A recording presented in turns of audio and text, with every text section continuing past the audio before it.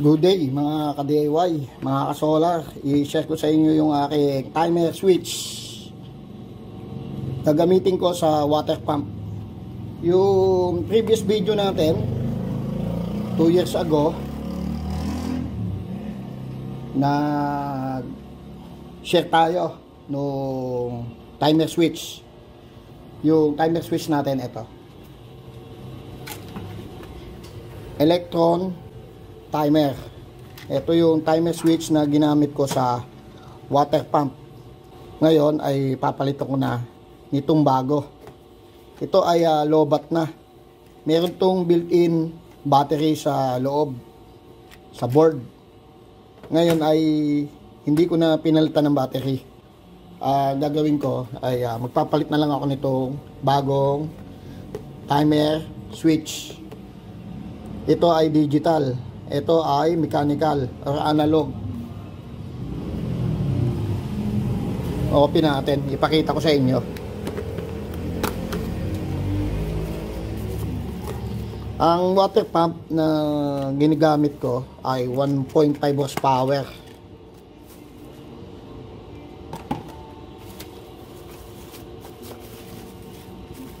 Ang water pump ay mataas ang rated current.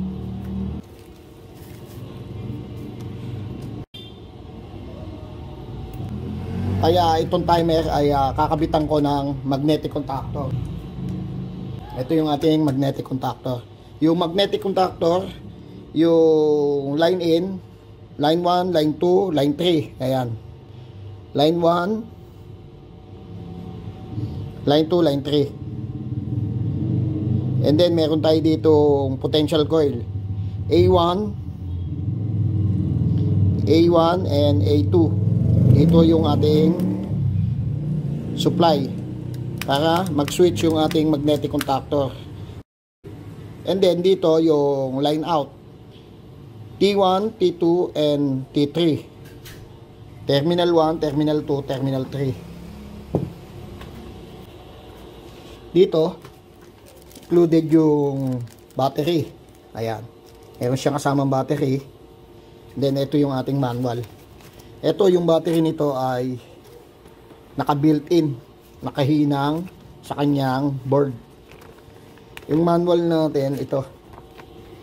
Ipakita ko sa inyo yung specification. Dito, sa operation power voltage ay meron tayo 100 volts to 240 volts AC. Allowable operating voltage 85 to 264 volt AC. Power source frequency, ang common use natin ay 60 Hz. Driving method, quartz motor.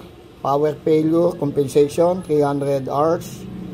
Time precision within plus minus 15 seconds per month. And then meron tayo temperature na 25 degrees Celsius at temperature 25 degrees Celsius. Program cycle 24 hours. Consumption power 220 volts AC, 2 watts. Sa 110 volts AC, 1 watt. Dito kung makikita nyo yung operation time setting,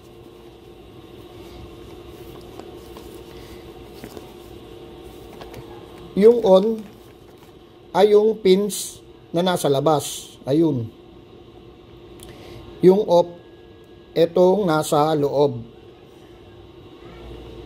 Once na nakalabas yung pins, like nito, nakatapat sa 10. Doon sa pins na nakatapat, doon sa 10 AM, doon siya mag-on.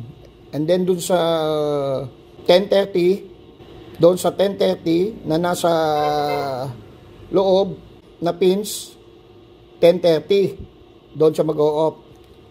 Like dito sa kabila, mag-o-on siya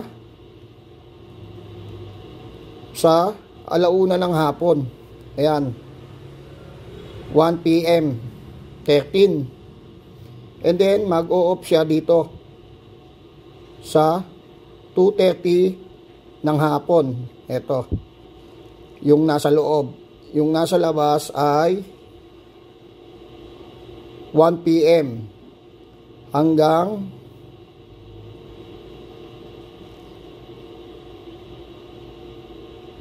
2:30. Ayun, yung nasa labas na pins. And then, 2:30 ay off. Yung nasa loob na. Ayan, ay nasa loob na pins. Dito yan sa timer natin. Yung sinasabi ko na naka-on, itong outside, on. And then, inside, off. Yung inside, ito. Yung outside, ito. Ito, itapat natin sa 13. 1 PM yan. Diyan siya mag-on sa 1 PM. Ayan. Once na tumapat itong pin na nasa outside, dito, tumapat dito, siya ay mag-on. And then, pagtapat nitong present time, dito, sa pin na nasa loob, siya ay mag-o-off. Okay, gawin natin, itama natin yung oras. Install natin yung battery.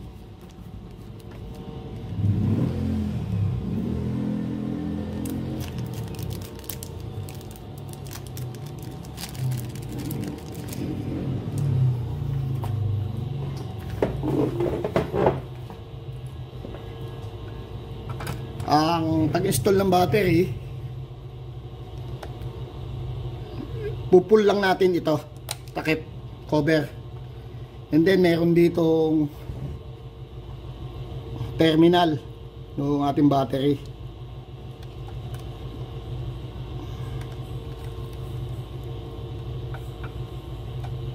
Ayun, connected na yung battery natin. Okay, balik natin itong ating cover.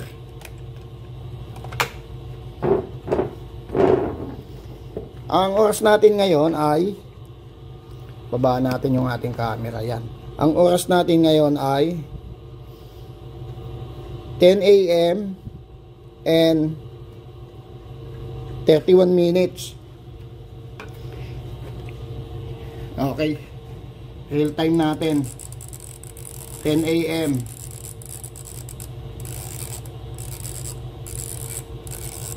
Dito kung mapapansin nyo, once na iniikot natin yung dial, ay umiikot din itong mga pins.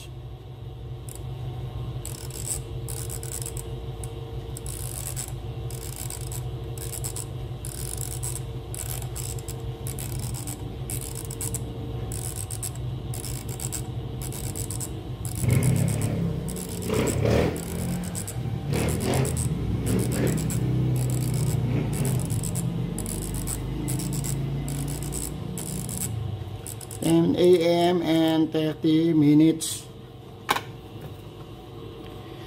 10 AM.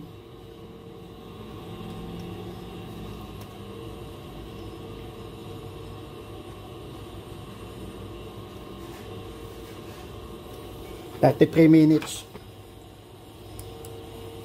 31, 32, 33, yan. Okay na yung ating dial, nakaset na. 10 AM and 33 minutes.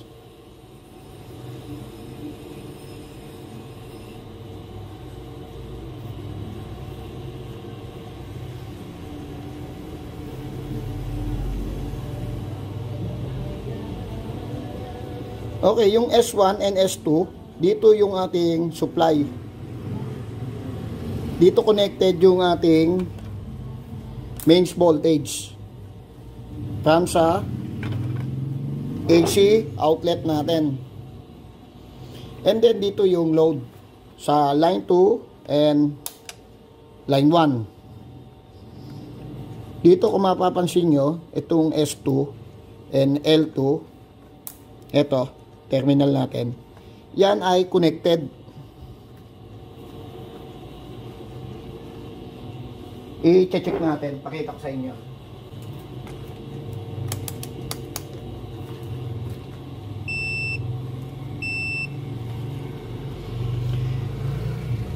Ito yung S2 and then L2. Ayan, kung nadidinig nyo,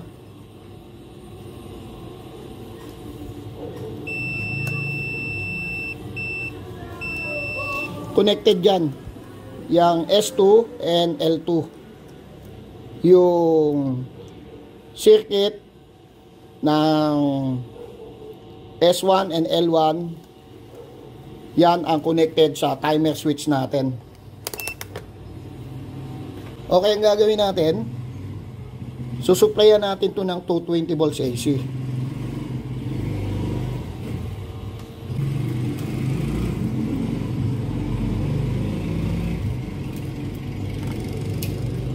Dito ka sa kabila. Dito, oh. Yan, diyan ka. Alaga ako naghihintay. Yan, diyan ka.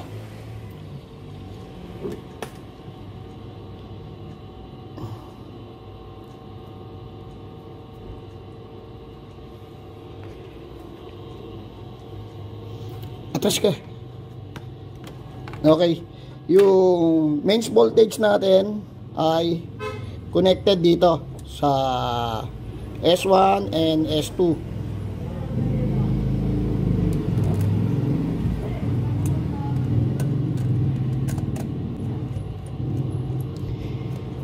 Ito yung ating 220 volts AC pa mains voltage natin sa AC outlet. Okay, yung magnetic contactor natin ay kukuha ng supply dito sa mains voltage. Ito yung ating mains voltage. Yung ating S1 ay connected dito sa line 1.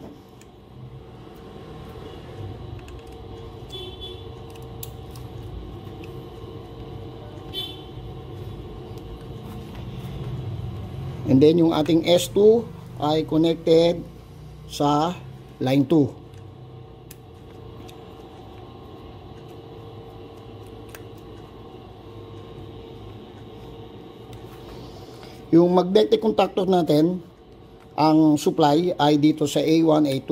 Nandito yung kanyang potential coil. Ang supply dito sa A1, A2 from dito sa load natin. Instead na dito tayo maglagay ng load sa L2, L1, ay dito tayo maglalagay ng load. Yung timer switch natin ay pwedeng ma-damage if malakas yung ating load. Like yung load ko ay water pump 1.5 horsepower, ay mataas yung rated current. Kaya ang gagawin natin ay gagamitan natin ng magnetic contactor. Dito yung ating load. Okay. Dito example, yung load natin ay mag-install tayo dito ng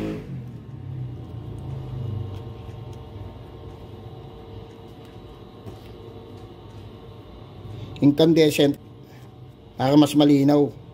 Kita natin yung kanyang pag-on and pag-off.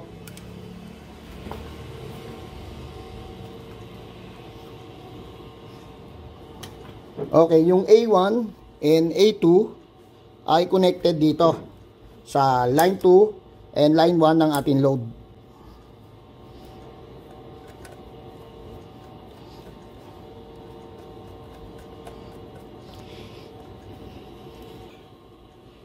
Dito, ang gagamitin nating wire ay diameter AWG 10 or 8.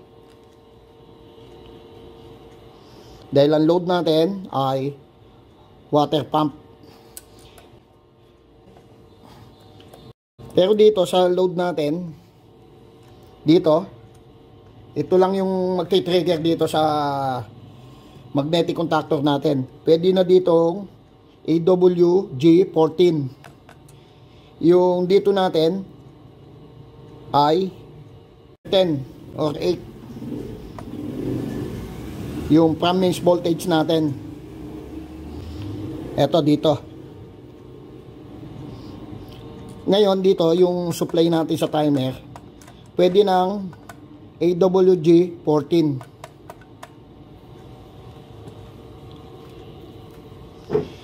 Dahil hindi naman tayo dito mag-i-install or hindi dito connected yung ating water pump. Dito connected sa ating magnetic contactor.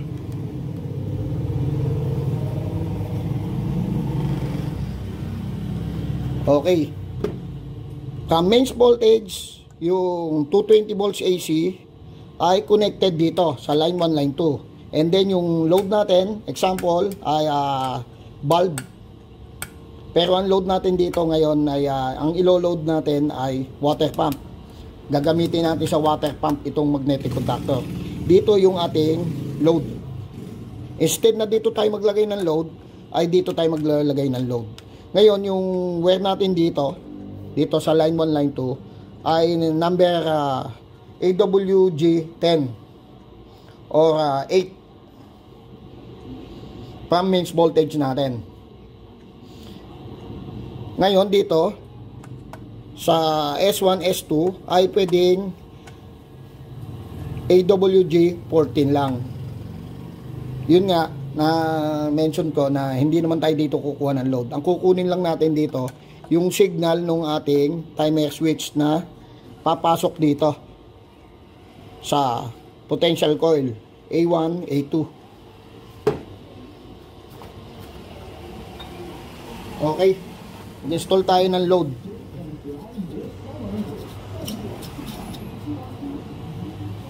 Okay, power on. Ayun, meron na tayong power. Off natin yung ilaw ng camera natin.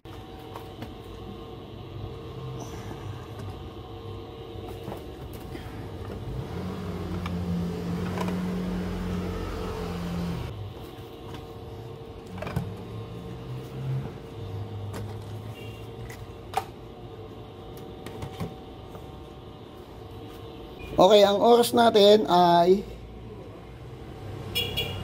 10. Ngayon dito,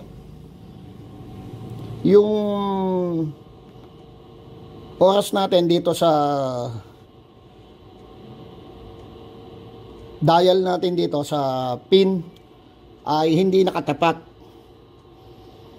sa 10 AM. Dapat nasa 10 AM din tayo. Ang gagawin natin, i-adjust natin sa 10 AM dito, yung nasa labas.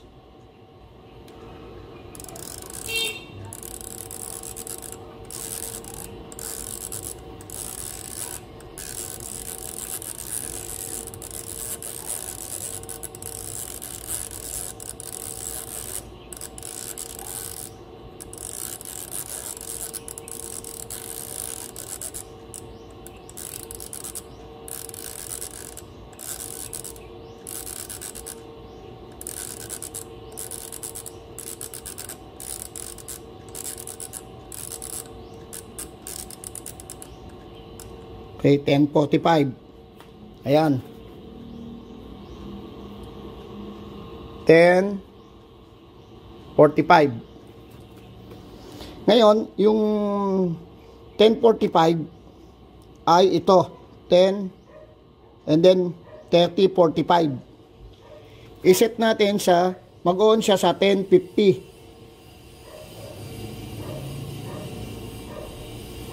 or 11.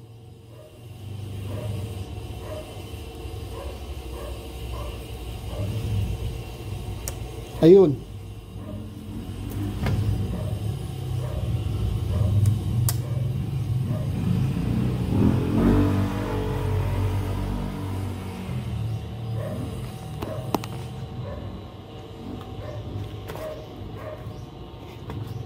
Once na tumapat dito, sa present time, itong pins na natin na nasa outside ay mag-o-on yung ating timer. And then, pag natapat dito, sa inside na pins ay mag-o-off yung ating timer. Dito, yung off natin ay 11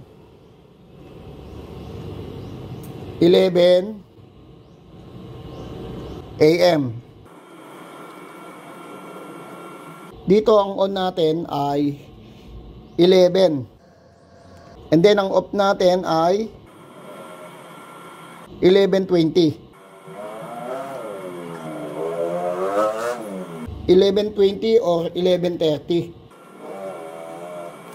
Dito ang on natin ay 11 AM. Ang off natin ay 11:20.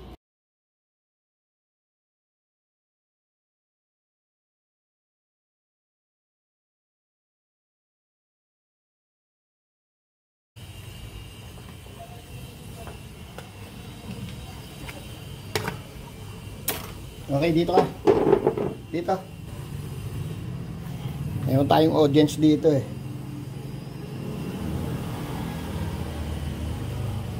Dito, akit dito. Akit, dito. Dito ka.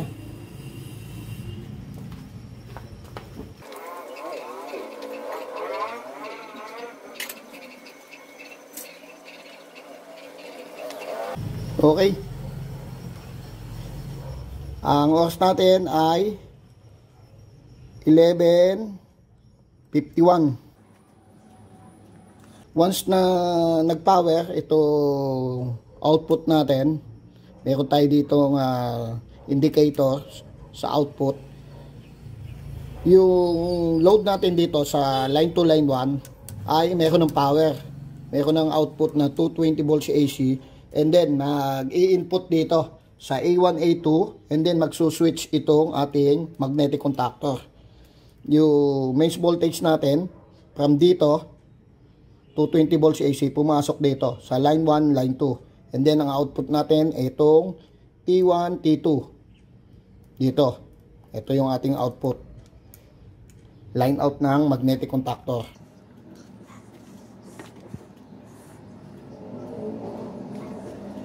Okay, malapit nang mag-switch yung ating timer.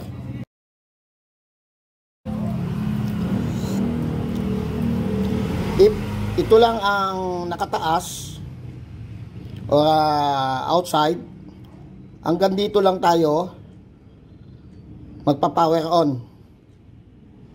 If dito itinas natin, hanggang dito lahat itinas natin, like dito sa 13, yung 13 natin ay military time, ano yan, 1 PM. Sa 1 PM tayo mag-o-off.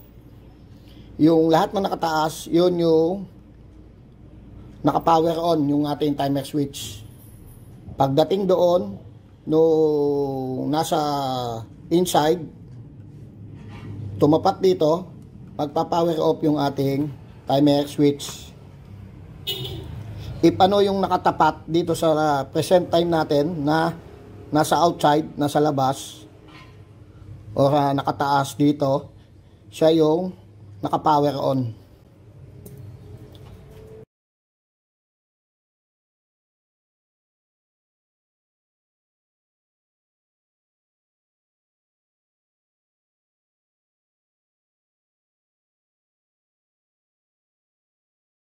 Okay, 10:55.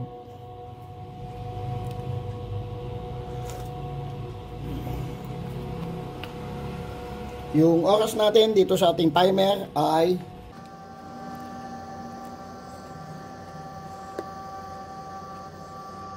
equal lang sa oras natin. Real time yung ating oras.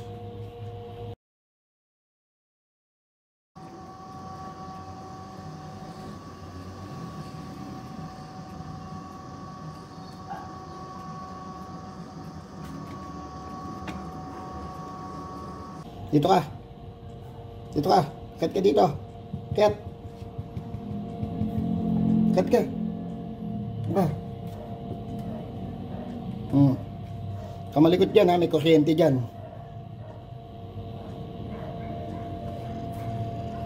Kamalikot.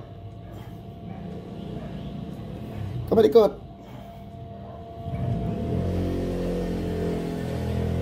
Upo ka lang, upo. Sit.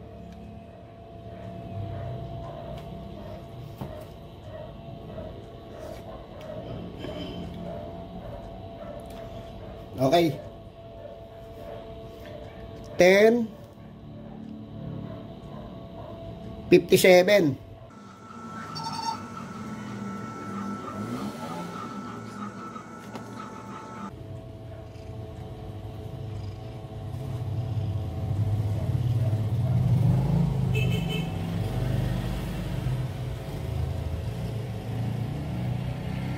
Atras ka.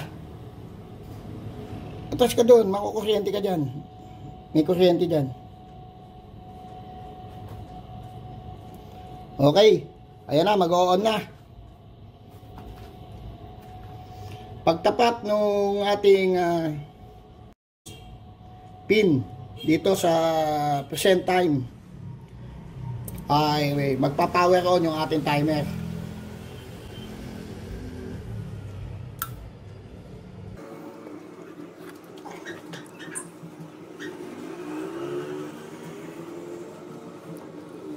Once na nag-power yung ating timer, magsuswitch itong ating magnetic contactor. And then, magpa-power itong ating load.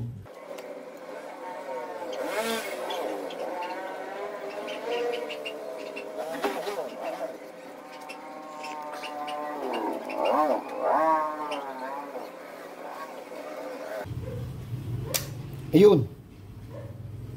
Nag-power on yung ating timer switch, ayun. Meron tayo ditong LED light indicator. Ayan, kung nakikita nyo, yung red. Yan yung ating output. Meaning, meron na tayo ditong 220 volts AC. Yung 220 volts AC natin, from dito sa timer natin, ay connected dito sa ating A1, A2. Ayun. Ito. And then, meron tayo ditong supply from mains voltage sa line 1, line 2. Once na nag-switch ito, binigyan ng power ni timer, yung power natin ay magta-transfer dito. And then, siya yung magbibigay ng power sa ating load. Okay, wait natin mag-switch off yung ating timer. Ang switch off ng timer natin ay 11:10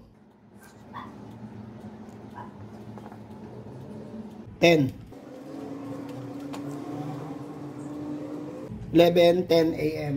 11 a.m. and 10 minutes yung power off o magsuswitch yung timer natin, magsuswitch off. Yung timer natin sa oras na 11 a.m. and 10 minutes ay mag-switch off.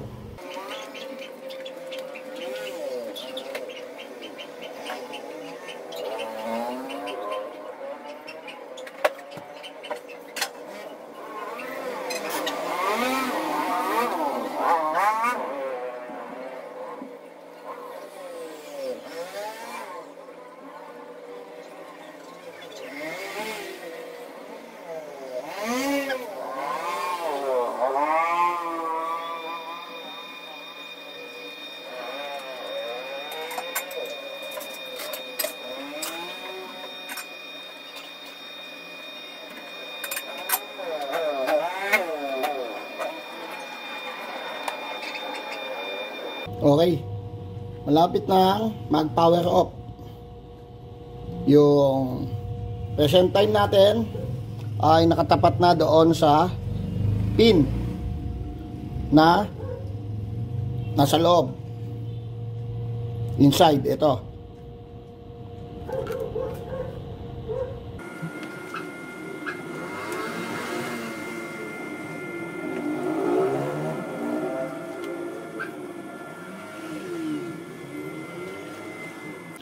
Yung timer natin ay 400 plus. Worth 400 plus sa Lazada.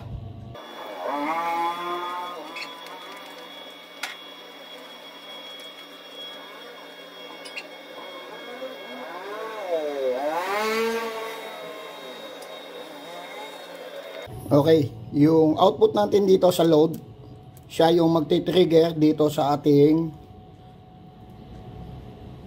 magnetic contactor. Once na nawala yung power dito sa load, ay off ang ating magnetic contactor. Okay, 11 AM and 8 minutes.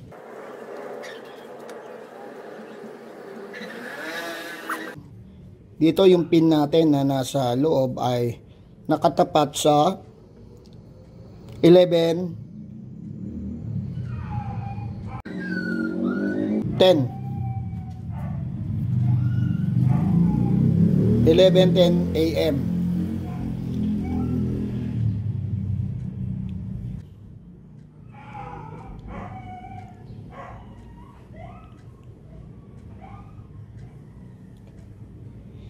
Dito yung pin natin na nasa loob ay nakatapat sa 11:10 AM. Okay. Yung oras natin dito ay 11 AM and 10 minutes na.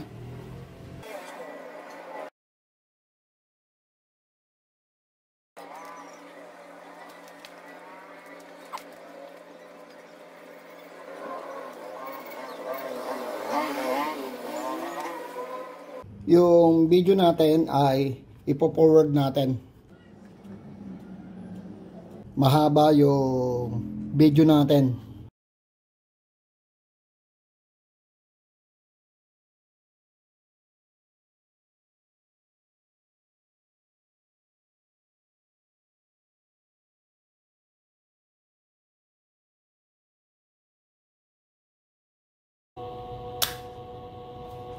Ayun. Nag-power off na yung ating timer. At yung load natin ay power off na.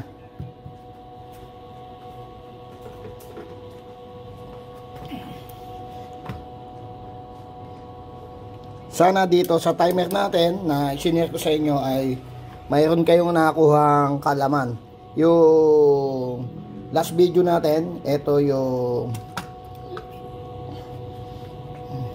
sinare ko na kung paano iset. Kaya lang ngayon hindi na natin siya maiset at wala na yung battery niya, low bat na.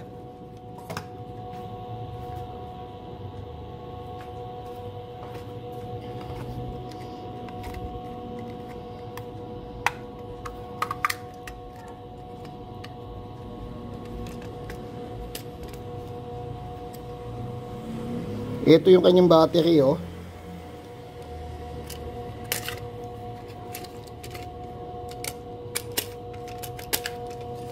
Naka built-in.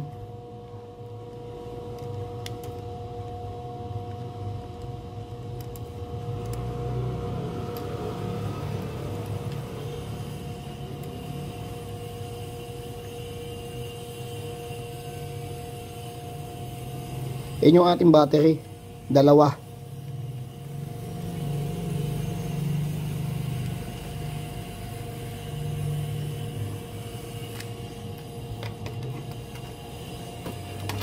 And then ito yung relay ng ating timer.